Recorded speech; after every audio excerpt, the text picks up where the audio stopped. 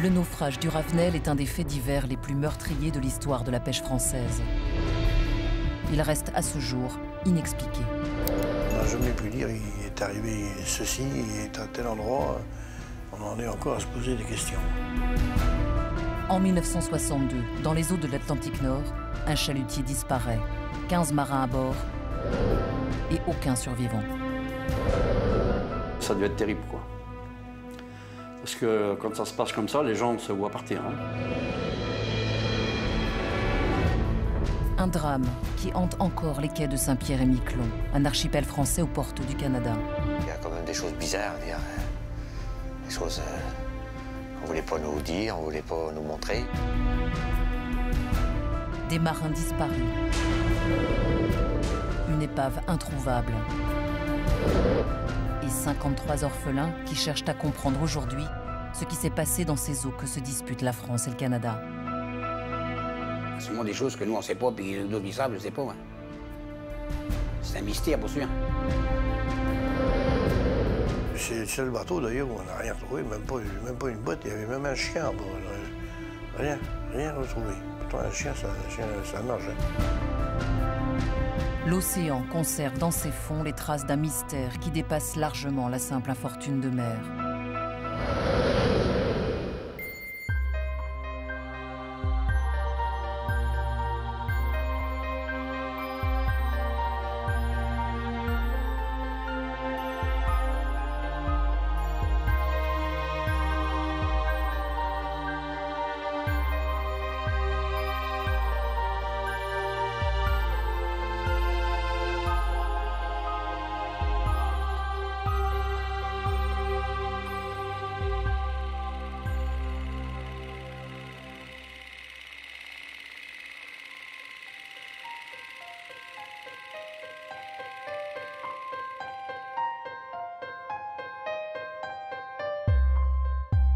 Quand ils découvrent Saint-Pierre-et-Miquelon, les premiers pêcheurs basques, bretons et normands décrivent tous la richesse de ces ressources marines.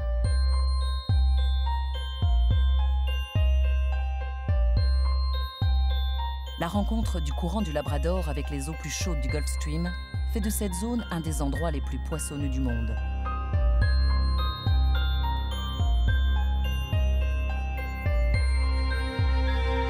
Pendant des siècles, l'activité économique de l'archipel ne tient qu'à ses filets, ses matelots, ses morues et ses bancs de pêche.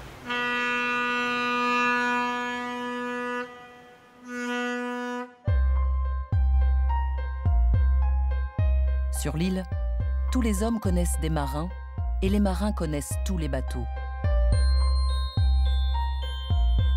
En 1962, les 6000 habitants vivent tous ou presque de la pêche qui peu à peu s'industrialise. À Saint-Pierre, la SPEC, la Société de pêche et de congélation, fer de lance de l'activité locale, a une usine de farine de poisson et plusieurs bateaux, dont le Ravenel.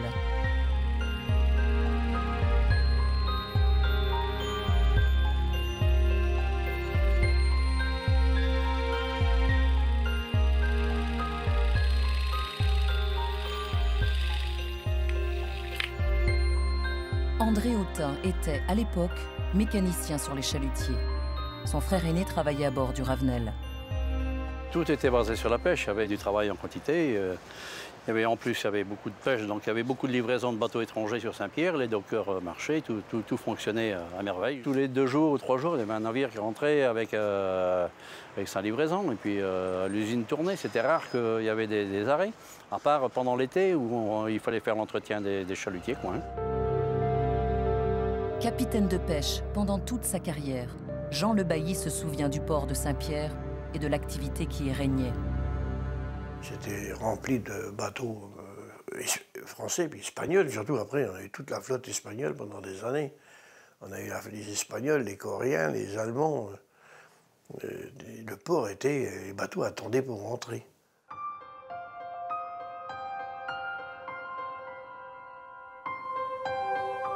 Dimanche 21 janvier 1962.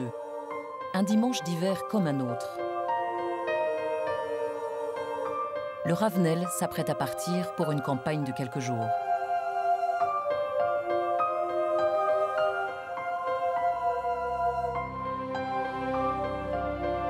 Pour le capitaine Adrien Filly et ses 14 marins, les derniers préparatifs relèvent presque du rituel.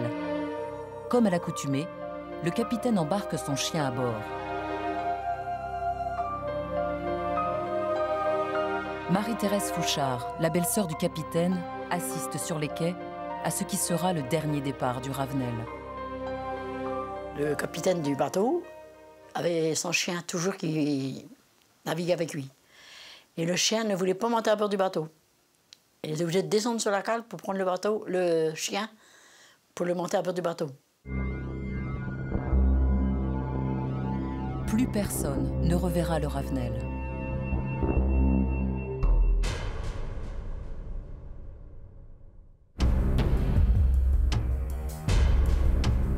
Dans la flotte de la SPEC, c'est le bateau le plus récent.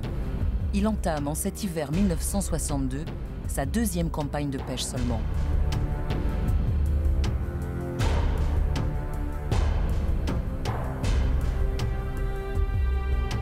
Au 6e jour de mer, le capitaine Adrien Filly effectue sa liaison radio habituelle.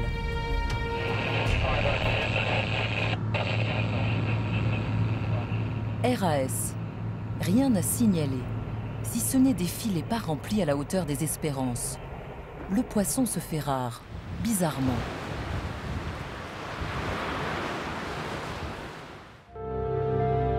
À bord, le père de Sybille Olano était matelot. Sybille avait 10 ans à l'époque. Aujourd'hui, il est président de l'association des orphelins du Ravenel. Quand il a parlé le 27 au matin, il était sur le Grand Vent. Il était à 150 000 d'ici. Il avait presque peu pêché, il avait 40 tonnes de poissons à boire. Donc 40 tonnes de poissons, c'est pas beaucoup pour un chalutier qui faisait 100 tonnes. Donc ça fait peu de poissons dans la cale.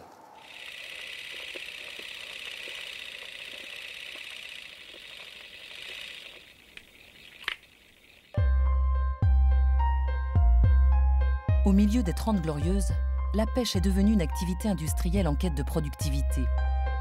Dans les eaux de Saint-Pierre et Miquelon, comme ailleurs, les bateaux doivent tout faire pour rentrer les cales pleines. Et quand les filets ont fait quelques remontées à vide, le capitaine peut encore sauver sa campagne en tirant quelques traits ailleurs, sur un autre banc de pêche que celui initialement prévu. Mais encore faut-il avoir suffisamment de fioul.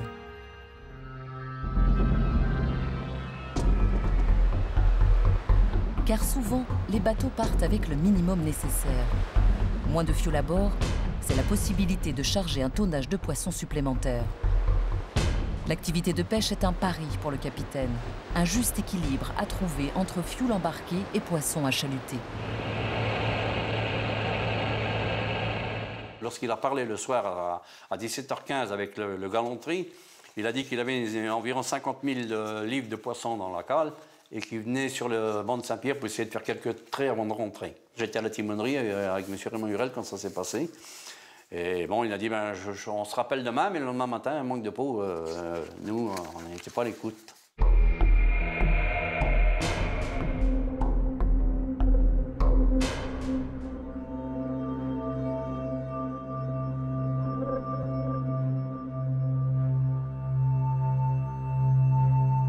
La nuit tombée, les conditions de navigation se corsent. Les icebergs déjà, et pour ne rien arranger, la neige.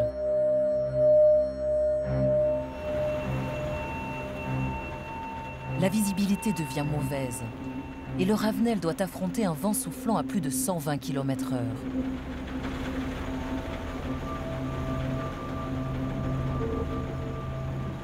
Il y a un capitaine de chalutier, le Fortinster, il a dit à un capitaine ici qu'il avait passé le Ravenel en travers de Saint-Laurent, puis qu'il était couvert de glace. Ils disent qu'ici, les conditions de son chargement au moment de sa disparition, telles qu'elles peuvent être estimées à partir des éléments connus, permettent de penser que sa stabilité était faible, encore que suffisante. Il faut supposer que cette stabilité soit devenue dangereuse à cause d'une importante accumulation de glace sur les superstructures, de l'ordre d'une 40aine de tonnes au moins. Donc ça fait beaucoup de glace dans la superstructure.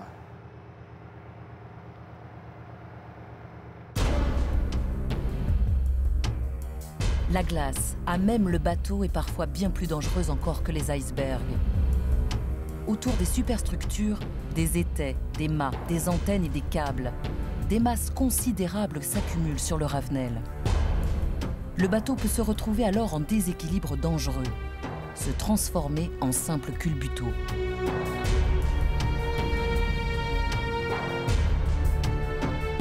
Bernard Gérardin a navigué sur le Ravenel lors de sa première campagne de pêche.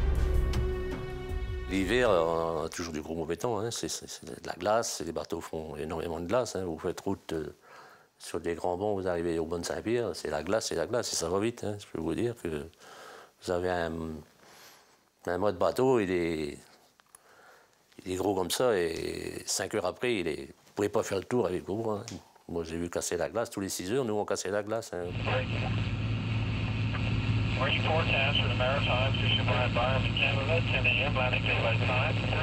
Le danger est partout.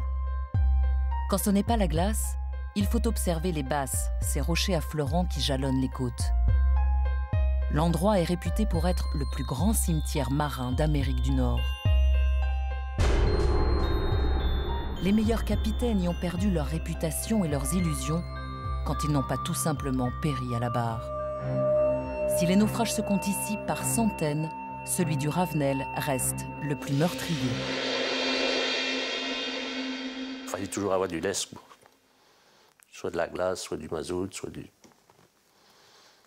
Mais c'était, comme je vous dis, c'était un très bon bateau. Nous, on n'a jamais eu de problème.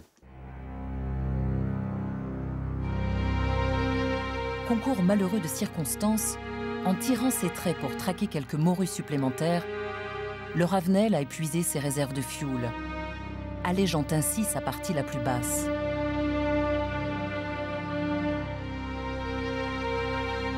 Les femmes de marins attendent le retour du chalutier avec une pointe d'impatience qui va vite tourner à l'inquiétude.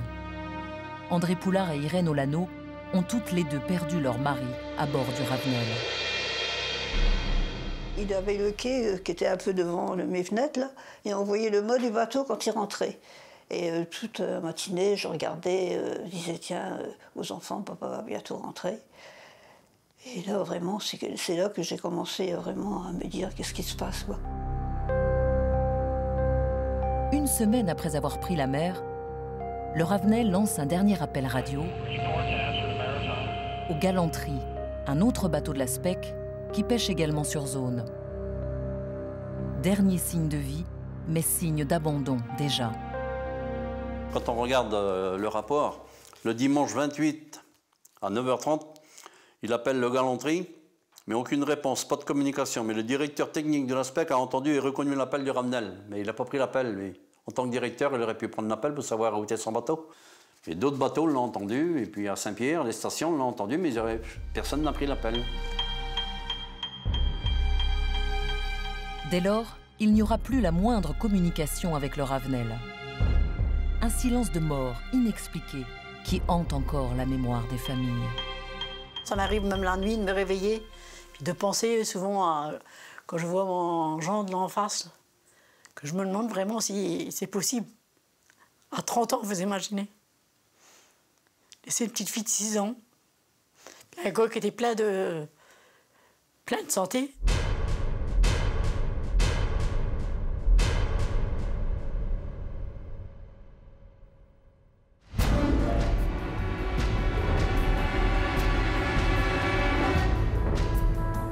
En langage de marin, le Ravenel est un bateau neuf. Il a été construit dans les chantiers de Saint-Malo il y a moins de 2 ans. Comme les autres chalutiers de la SPEC, c'est un pêche latéral, comme on dit, un classique. Mais c'est le seul français de la flotte. Les 3 autres sont hollandais, achetés d'occasion près d'Amsterdam. On ne déplore aucun accident sérieux sur ces bâtiments construits pour durer.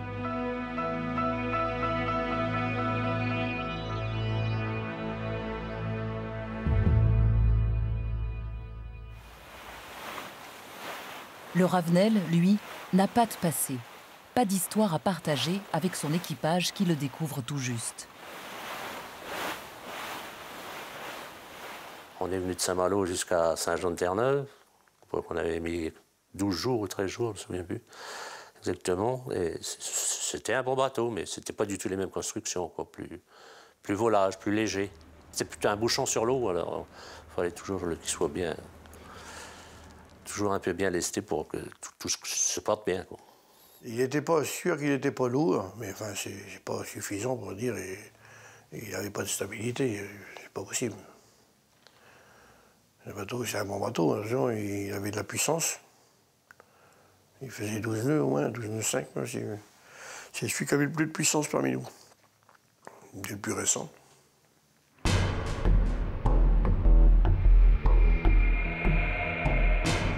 Mais avant même de prendre la mer, le Ravenel a été au centre d'une controverse qui a surpris les marins eux-mêmes. Et je ne sais pas du tout pourquoi ils ont changé tout d'un coup comme ça, après avoir acheté tous ces bateaux-là en Hollande. Je ne sais pas.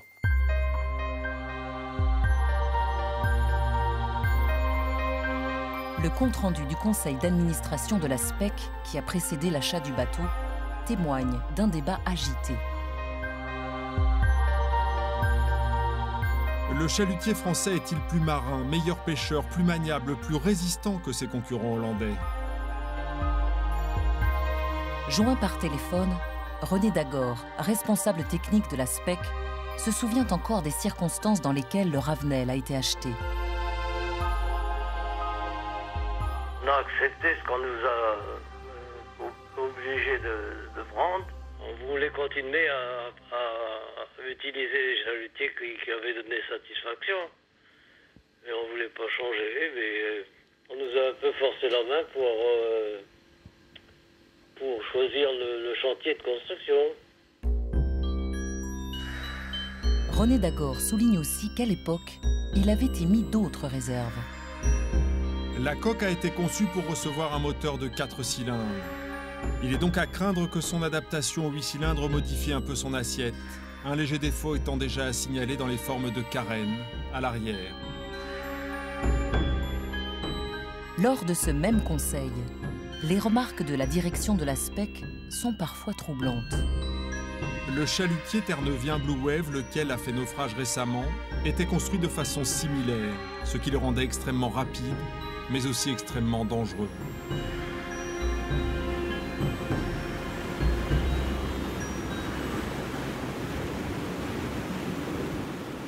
Alors que la sécurité, la raison et même le coût, qui est inférieur de 13 millions de francs, aurait dû pousser la SPEC à acquérir une fois de plus un chalutier hollandais, le choix s'oriente finalement vers le Ravenel.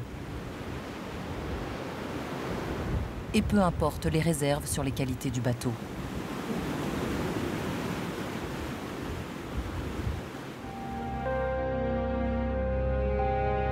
Passionné d'histoire maritime et auteur de plusieurs ouvrages consacrés aux naufrages dans la région, Jean-Pierre Andrieux se souvient des sister ships anglais du Ravenel, ces bateaux jumeaux bâtis selon les mêmes plans. Les chalutiers construits en Grande-Bretagne de ce même style, les chalutiers classiques, avaient des problèmes de stabilité parce que il n'y a pas eu qu'un Ravenel, il y a eu les deux de Grand Bond, le Blue Mist et le Blue Wave, qui ont coulé à cause de la glace. Mais je me souviens, moi, je crois que c'est le Blue Mist ou quelque chose comme ça. Hein. Nous, on revenait des Grands Bonds, puis lui rentrait, je crois, et nous, on partait sur les Grands Bonds. Et il y avait de la glace, et je parlais à un autre capitaine, là, il disait qu'il n'arrivait plus à casser la glace, et puis ils l'ont jamais retrouvé, il a disparu. Hein. Définitivement, le Ravenel est mal né. Mais à Saint-Pierre-et-Miquelon, personne ne le sait encore. Ces sister ships français, le Matelot et le Moros, construits dans le même chantier de Saint-Malo, font eux aussi naufrage au large des côtes bretonnes au début du mois de janvier 1962. À ma connaissance, le Matelot et le Moros, il faudrait rechercher qu'est-ce qu'ils sont devenus exactement, parce qu'on a dit que l'un des deux avait chaviré. Ça reste à vérifier.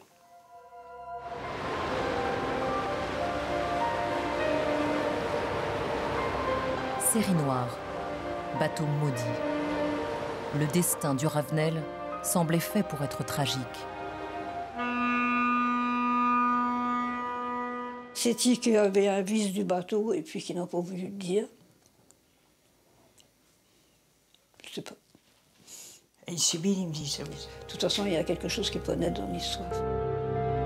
En 1962, Étienne Rebmann était mécanicien dans la marine marchande. Il partageait souvent ses impressions de navigation avec son frère, matelot sur le Ravenel. Il m'avait fait une lettre pour m'envoyer. Et sur sa lettre, il disait que le bateau-là était pas bon à la mer. Qu'un jour, il allait se laver avec. Mais c'est la vérité aussi, parce qu'il est parti avec.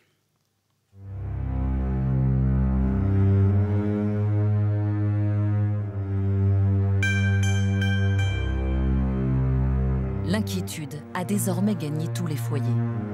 Une tension grandissante entoure les silences du Ravenel, parti depuis plus d'une semaine.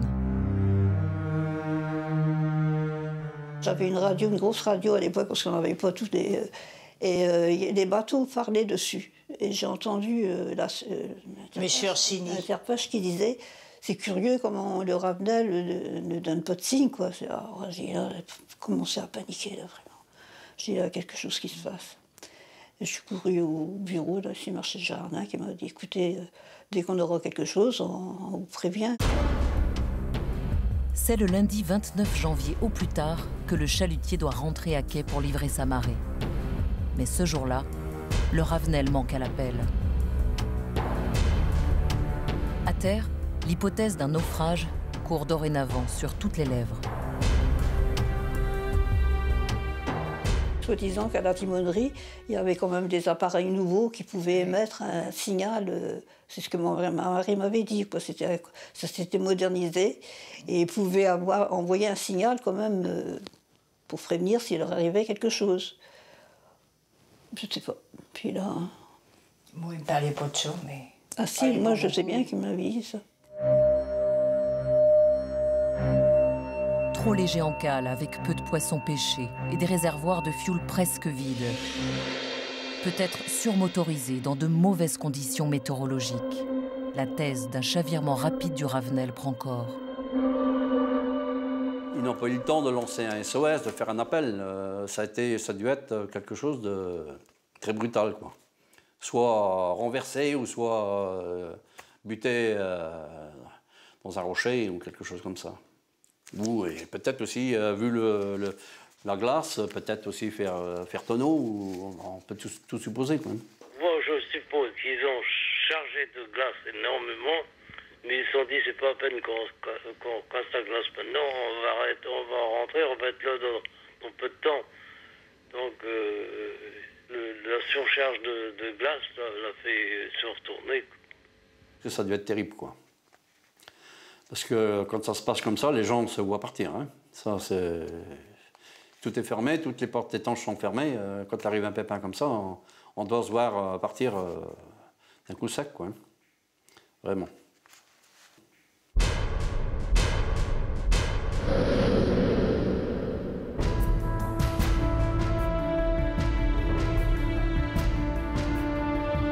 La SPEC ne tarde pas à organiser les recherches. Les autres chalutiers de la compagnie se déroutent et balaient toute la zone.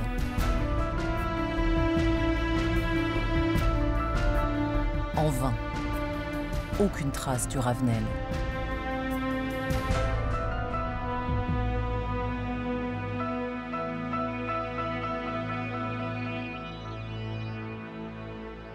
J'avais mon frère qui était sur le chalutier, quel chalutier il était, Henri? Croix de Lorraine, je crois. Et il faisait partie des bateaux qui faisaient tout le tour. Et à chaque fois, il disait comme ça, j'aurais tellement voulu te ramener quelque chose. Malheureusement, il n'y avait rien. On n'a jamais rien su.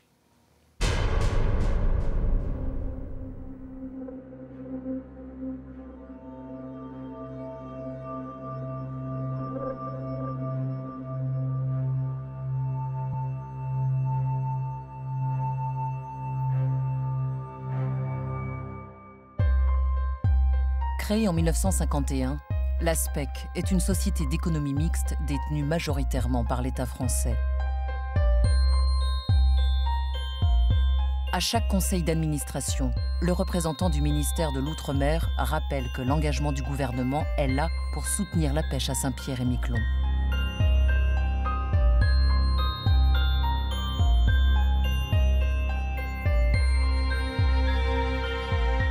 Depuis sa création, la SPEC a bénéficié de la générosité continuelle de la métropole. Il serait donc mesquin et maladroit que la société favorise la construction étrangère, surtout au moment où une grave crise sévit dans les chantiers navals français.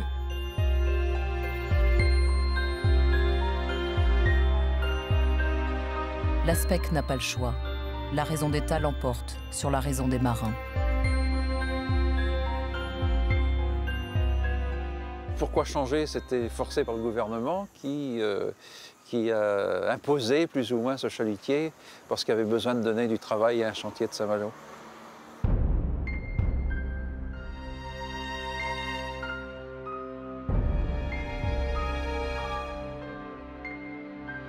Un choix politique et stratégique appuyé par le représentant du ministre de l'Outre-mer. Compte tenu des difficultés rencontrées actuellement par les parlementaires qui s'efforcent d'obtenir de la métropole un complément de subvention pour le territoire, lorsque le ministère des Finances apprendra que la SPEC a choisi un navire hollandais, la tâche de nos représentants n'en sera certainement pas facilitée.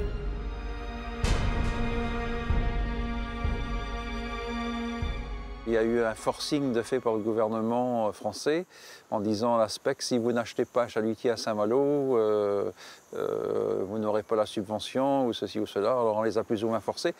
Et contre l'avis des dirigeants de la société. Naturellement, on touchait une subvention, donc il était normal que ce soit construit dans un chantier français. Et c'était pas notre choix.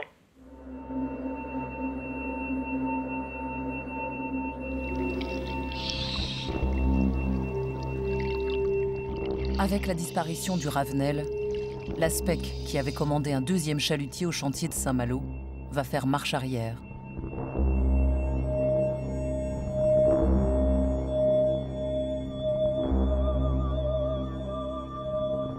Toutes les hypothèses qui ont pu causer le naufrage du chalutier Ravenel sont étudiées. Il semble que le plus valable serait un chavirement du navire. Comme ils avaient mis en construction un chalutier, un autre chalutier comme le Ravenel, à Saint-Malo, qui s'appelait le Rodrigue. Donc ils pensent le remplacer par un navire de type différent. En raison du climat qui règne actuellement dans le territoire, principalement parmi les marins, l'exploitation d'un tel navire présente beaucoup de difficultés. Ils annoncent qu'ils vont le vendre et puis qu'ils vont s'orienter à acheter un autre chalutier du côté de Hollande. Le directeur général appuyant sur le fait que ce genre de construction s'avère ne pas convenir pour nos eaux.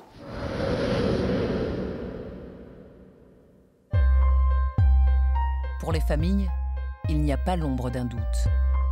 Si la responsabilité de la SPEC n'est pas directement engagée dans le naufrage, l'annulation de la commande prouve a posteriori que le Ravenel était bien un bateau peu adapté pour Saint-Pierre-et-Miquelon.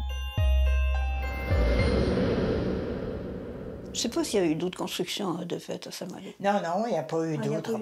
Non. Vous savez, ils en ont eu assez. C'est peut-être pour ça qu'il y a beaucoup de silence de fait autour aussi.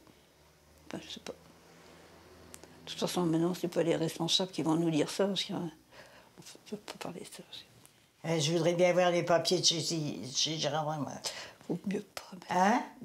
Faut pas en parler de ça. Oh non, mais ils sont empochés magot, eux autres.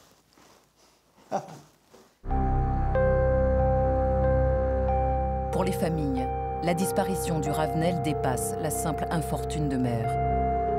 Elle ne dépose pas plainte, mais soupçonne l'armateur de cacher quelque chose. Pour faire marcher l'assurance, déclarer un simple naufrage plutôt qu'un vice de construction. La société, elle, c'était, je ne sais pas si c'était pour des assurances peut-être, ou d'autres choses que nous on ne connaît pas, qu'ils n'ont pas voulu divulguer tout ce qui s'était passé. Peut-être qu'eux-mêmes, ils savent, les anciens directeurs, ils savent où est l'épave. Mais bon, les assurances, vous savez, ça, des fois, ça, il ne faut pas trop en dire. Hein. Sinon, si on en dit trop, on ne la touche peut-être pas.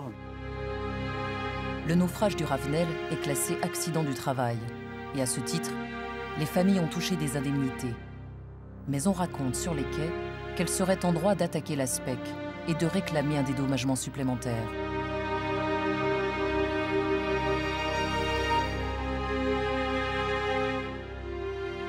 Monsieur Hénène, qui était maire à Saint-Pierre, il m'avait dit, vous savez, Irène, quand on trouvera le bateau, vos enfants seront riches.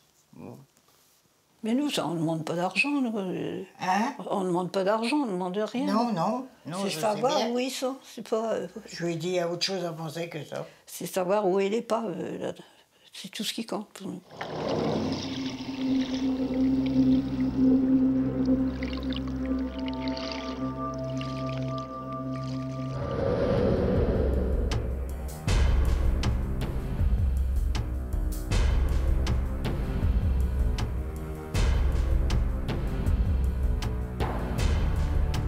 Mardi 30 janvier 1962. Cela fait 9 jours maintenant que le Ravenel a quitté Saint-Pierre. Une alerte générale est déclenchée dans la région. Des bateaux canadiens sont réquisitionnés pour participer aux recherches. Mais toujours aucun résultat.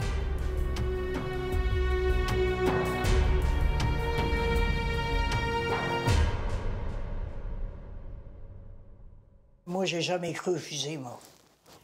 Mais ça, on a entendu ça aussi. Hein? Oui, on avait entendu ça, qu'il y avait eu des fusées. Mais... Oui?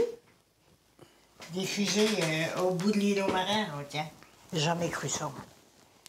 Vous savez, les bobards à Saint-Pierre, ça va vite. Bah, c'est comme dans toutes les petites villes, quoi. Chacun il met un petit peu de son morceau, on peut dire, et puis il n'y a jamais eu rien de concret, quoi.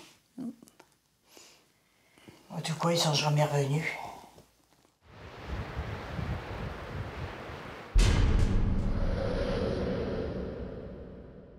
Et puis ici, après, on avait entendu parler d'un bateau qui était rentré à Saint-Jean, qui avait fait abordage, qui avait des marques de peinture sur sa coque, et qui serait rentré à Saint-Jean.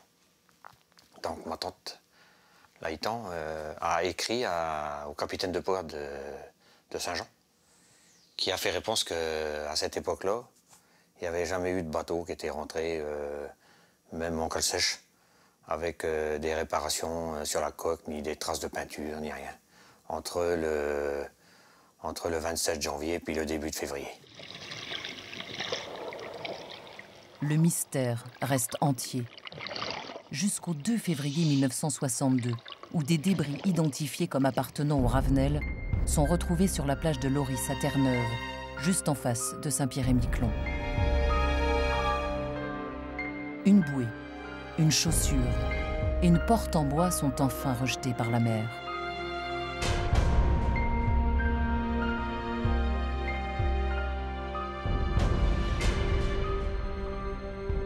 L'hélicoptère de la même localité a remarqué des traces d'huile sur la mer près de terre. Voilà, donc ça peut concorder. En général, quand un bateau coule, il y a toujours une nappe d'huile qui s'échappe. Avant son dernier départ, le Ravenel avait subi de menues réparations. Clément Lévesque, charpentier de marine, s'en était chargé. La porte de la passerelle, c'est moi qui l'ai reconnu, identifié, puisque j'avais fait une réparation dessus. Et puis je dis, je reconnais, c'est mon travail. Mais la porte, elle a disparu de tout le monde. Il n'y a plus de porte. La thèse d'un naufrage près des côtes de Terre-Neuve semble plausible. Mais des éléments troublants viennent jeter un discrédit sur les recherches menées jusque-là.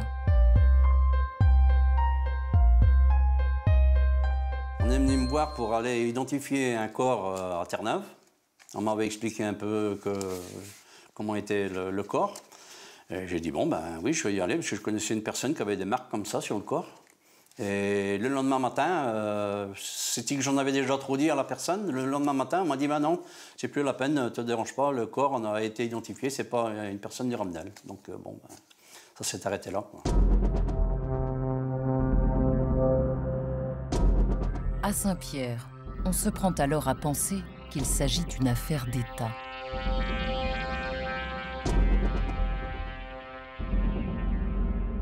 Ma mère avait été voir le directeur de la SPEC pour voir les objets qui avaient été trouvés. Et puis ils n'ont jamais voulu en montrer non plus. Puis après, ça a disparu. Donc on les a jamais vus. Les débris du Ravenel, retrouvés à Terre-Neuve, puis rapatriés à Saint-Pierre, ont disparu dans les bureaux de la SPEC. Comme s'il fallait empêcher les morceaux d'épave de parler.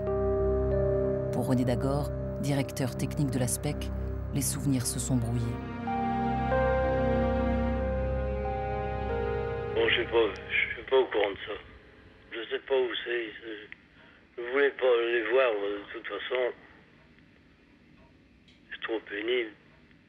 C'est des preuves, c'était quand même... il aurait fallu que ça soit mis sous CD. C'est des choses importantes quand même, quand on retrouve d'un naufrage. Et puis là, disons que tout a disparu, il n'y a plus rien. Toutes les pièces qui ont été trouvées, ça a été caché. Après, ils ont été jetés à l'incinérateur, on aurait pu les avoir au musée, ça aurait été quand même un souvenir. Et par les temps qui courent, sur des chaussures, on aurait pu faire des tests ADN, voir si vraiment ça venait des personnes de l'équipage, et ainsi de suite. C'était quand même important de conserver ces pièces à conviction, là. Deuil impossible, mis à l'écart et non dit. Les familles n'en ont pas fini avec leur douleur. On a toujours quelque chose qui nous freine. Alors, je ne sais pas pourquoi d'ailleurs. Nous, on ne veut pas aller en justice ni rien. Nous, ce qu'on veut savoir, c'est où il est, le bateau, et puis faire notre deuil, point.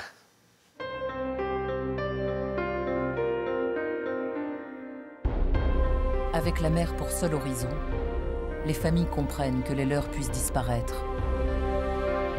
Mais elles n'acceptent pas que les recherches ne soient pas menées avec tous les moyens et le sérieux nécessaire, alors que la catastrophe reste un des plus importants naufrages de la pêche française.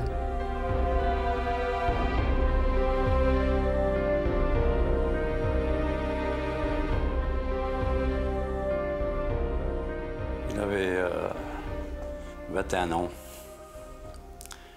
Là, il est avec son petit filleul, parce qu'il était fiancé, donc on l'avait pris pour parrain. On était venu le chercher le jour de Noël pour lui demander s'il voulait embarquer sur le Ravenel. Alors c'était son cadeau, mais voilà.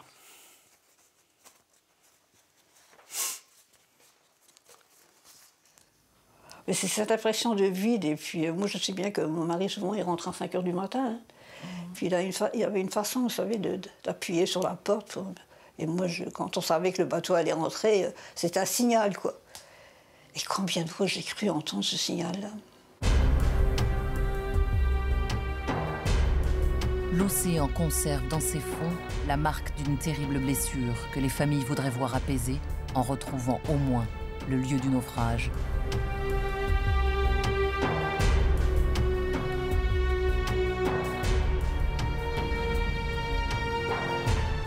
Quand j'allais, moi, Gérardin me disait « Vous en faites pas, Irène, c'est... On cherche, oh, oui, on cherche. » Je suis allé au ministère des Transports à Saint-Jean et pour demander s'ils n'avaient pas quelques archives pour savoir un petit peu ce qu'ils avaient fait, puis ce qu'ils avaient trouvé. Et puis on m'a répondu qu'il n'y avait pas d'archives. Du côté de Terre-Neuve, qu'il n'y avait pas d'archives, que le monsieur il avait cherché. Et puis il n'avait rien trouvé. Je ne suis pas tout seul, hein, parce qu'il y a un autre orphelin aussi qui avait écrit à Terre-Neuve. Puis il n'a jamais eu de réponse non plus. Je ne sais pas pourquoi. Parce que s'il n'a rien à cacher, il pourrait nous montrer. Hein. Pendant une vingtaine d'années, Bernard Folliot a été radio maritime. Il était en activité au moment de la disparition du Ravenel. Je crois qu'aux archives, ils ont gardé quelques pages du PV antenne du Ravenel. Mais il y avait d'autres choses, il y avait plein de choses aux archives. J'ai eu l'occasion d'y accéder et puis ça a été balancé sans... Vous savez, ceux qui sont... Voilà. Ceux qui sont pas du pays s'en foutent de nos archives, je dirais cela, voilà.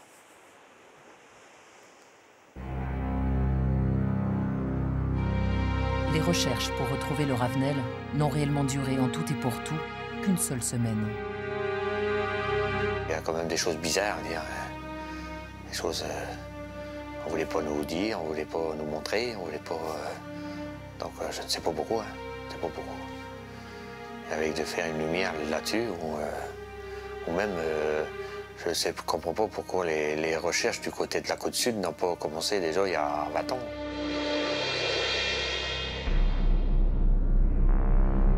C'est seulement plus de 40 ans après le naufrage que de nouvelles initiatives sont menées pour localiser l'épave. Un effort tardif et dérisoire aux yeux des familles.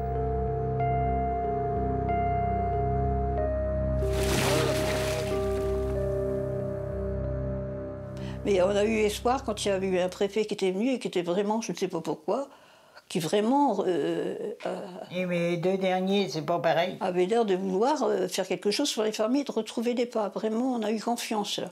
Mais malheureusement, il avait fini son séjour à Saint-Pierre et puis personne n'en a parlé. Il en parle, hein. Il téléphone souvent à Mario. Hein. Ah oui. Hein. Ah oui, et puis il en parle, le préfet, là.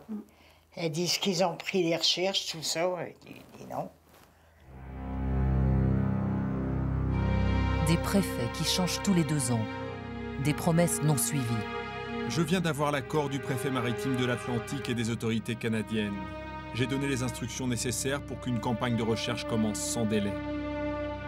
Les recherches de l'épave semblent être un dossier inextricable pour les autorités, qui n'ont pas souhaité s'exprimer sur le dossier.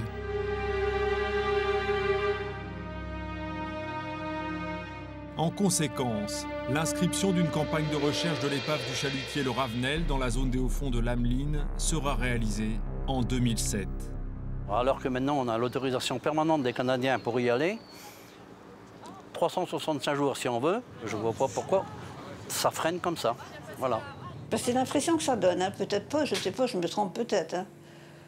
Mais c'est l'impression que ça donne qu'il ne faut pas chercher trop loin, quoi. On attendait plus de compréhension du côté de la part de l'administration, du préfet, des inscrits maritimes, du commissaire de marine, du Fulmar.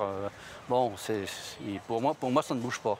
Voilà, ils sont là, je vous dis, ils ont dû mettre ça dans le tiroir. Même à chaque fois qu'on fait une lettre, je suis sûr que c'est à peine s'ils la lisent. Quand il y a un petit chalutier ou même un grand qui disparaît au large de la Bretagne ou au large de la Vendée, ici où je suis, dans les 48 heures qui se passent, le bateau il est arrivé sur zone, le détecteur il sort sonar et puis il retrouve le bateau, il le remonte. Après, vous avez vu le Bougalet de Brest, vous avez vu la petite Julie, ils ont retrouvé ça en l'espace de 24 heures. Au-delà de la pêche française, la tragédie du Ravenel pourrait aussi marquer l'histoire de la construction navale. Toujours intéressant de savoir, c'est évident. Pour les constructeurs, pour tout, même, il y a tout de... Si un jour on a d'autres bateaux, on va savoir de faire des bateaux plus lourds, je ne sais pas, c'est simplement une idée que j'ai comme ça.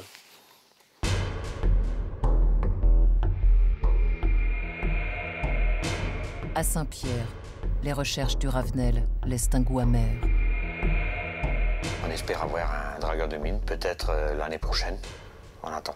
On est toujours en train d'attendre, ça fait 46 ans maintenant qu'on attend. On envoie des bateaux partout, alors on peut bien faire un geste pour Saint-Pierre-et-Miquelon. Au moins, ça nous contenterait, ça nous rassurerait si... Et puis on serait définitivement... on n'en parlerait peut-être plus après.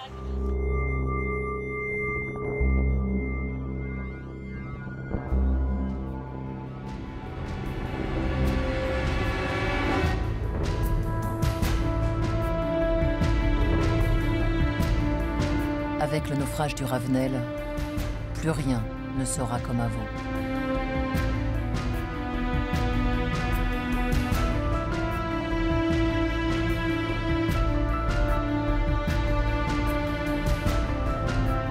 C'est sûr qu'après, on y pense quand on est en mer. Hein. C'est sûr que c'est plus pareil qu'avant, comme on n'a jamais fait le naufrage. Hein.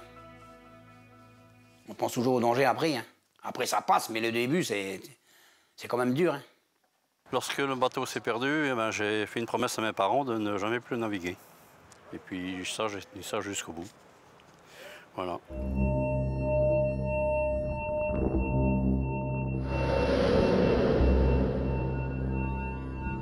Quelques années plus tard, la SPEC devient une société de droit privé où le gouvernement n'a plus d'action. Il faudra attendre 30 ans, l'âge d'un capitaine, pour qu'une nouvelle affaire occupe le devant de la scène maritime. Mais cette fois, ce n'est pas sur les flots ni dans les brumes que se déroule un naufrage. Maintenant, il ne risque plus d'avoir de naufrage, on n'a plus rien. Il ne reste que des petits bateaux qui vont, ça touche du bout, pour ne pas que ça leur arrive, mais on n'a plus ces équipages de 15, 16, 17 hommes. Maintenant, c'est 2, 3, 4.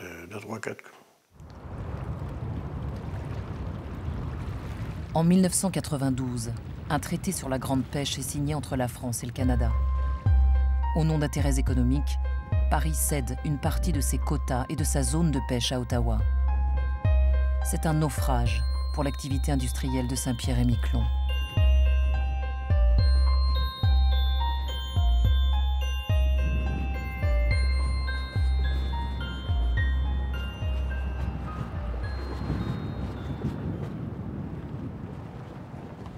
La raison d'exister de Saint-Pierre a disparu, il n'y a plus le droit d'aller en pêche, il n'y a plus de quotas, il n'y a plus de zone, il n'y a plus rien du tout.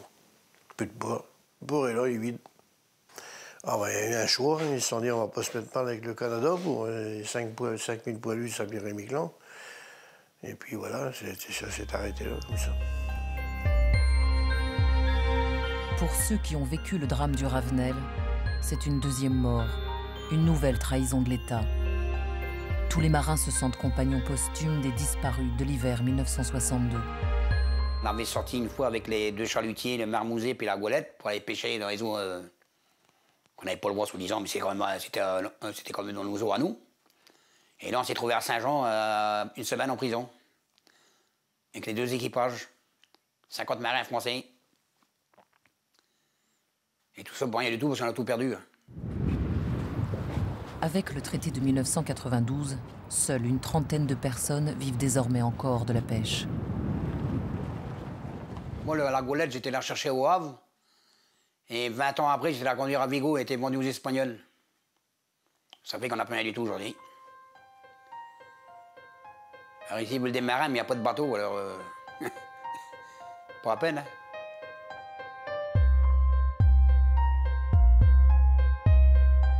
Si le Ravenel avait allumé les rancœurs contre le pouvoir de la métropole aux décisions mal comprises, l'épisode franco-canadien conforte définitivement les Saint-Pierrais dans le sentiment qu'ils sont abandonnés de la République. Et pour parachever le tout, alors qu'ils sont encore nombreux à faire de la localisation de l'épave du Ravenel une priorité, voilà que des recherches vont être entreprises pour retrouver le moteur de l'Oiseau Blanc, l'avion de Ningesser et Colly, les 2 pilotes disparus en 1927 alors qu'ils tentaient une traversée de l'Atlantique.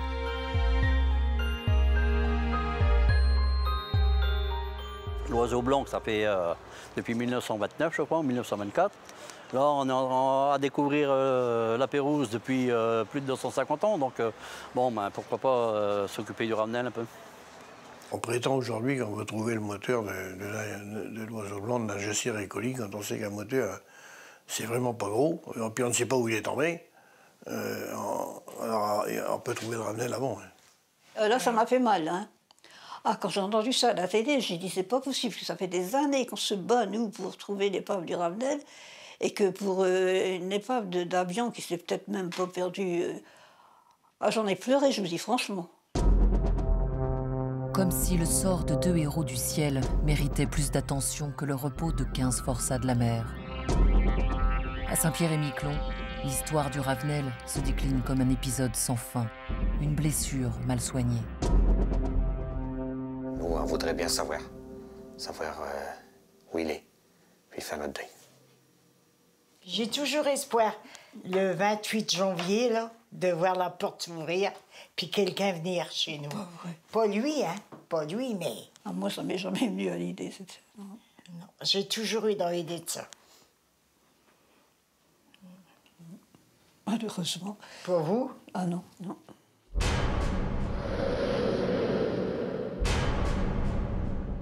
« 15 corps qui jamais ne seront rendus à leurs proches.